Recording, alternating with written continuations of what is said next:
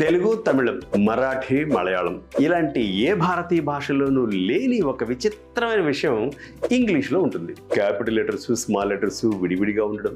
ఒకరోజు ఈ క్యాపిటల్ లెటర్స్కి చాలా కోపం వచ్చింది.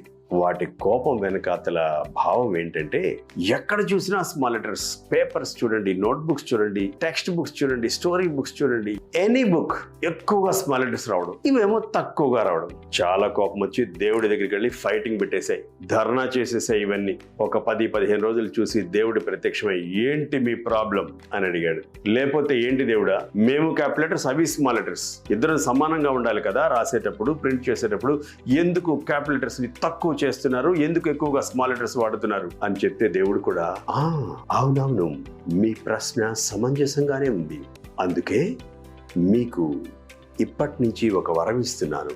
ఎవరు ఎన్ని వందల వేల పేపర్లు రాయాలన్నా, ఎప్పుడు ఒక వాక్యం రాయాలన్నా మీతోనే ప్రారంభించాలి. మీరు లేకపోతే వాళ్ళ పెన్ను కదలదు, వాళ్ళ పెన్సిల్ కదలదు. నాది పూచి.